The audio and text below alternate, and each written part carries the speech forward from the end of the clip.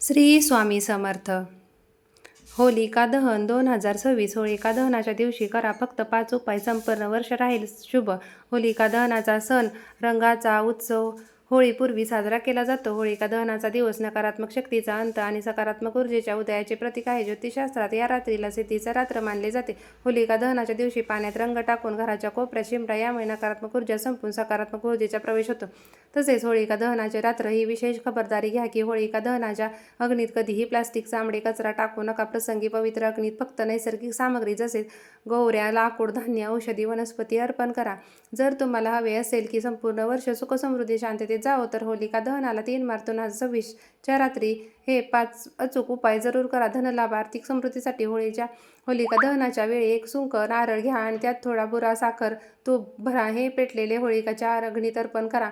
अशी श्रद्धा आहे की यामुळे घरात लक्ष्मीचा वास होतो आणि बराच काळ अडकले धन परत मिळण्याचे योग निर्माण होतात. नकारात्मकता आणि नजर दोष दूर करण्यासाठी होलिका दहनाच्या रात्री मोहरीचा तेलाचा दिवा उंबऱ्यावर लावा. तसेच कुटुंबातील सर्व सदस्यांच्या डोक्यावरून एक गोमती चक्र 7 वेळा फिरवून म्हणजेच उतरवून अग्नीत टाका. फायदा: यामुळे कुटुंबावरची वाईट नजर दूर होते आणि घरातील नकारात्मक ऊर्जा समाप्त होते.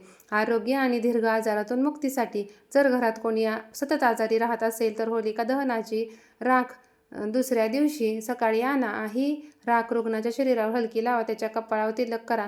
लाभ: हा उपाय असाध्य रोगांमध्ये आराम देण्यासाठी आणि मानसिक ताण दूर करण्यासाठी सहाय्यकारी मानला जातो. कामात यश आणि व्यापारवृद्धीसाठी होलिका दहनाच्या अग्नीत जौ आणि काळे तिल अर्पण करा. अग्नीची 7 प्रदक्षिणा करताना आपली मनोकामना मनातल्या मनात पुन्हा पुन्हा म्हणा.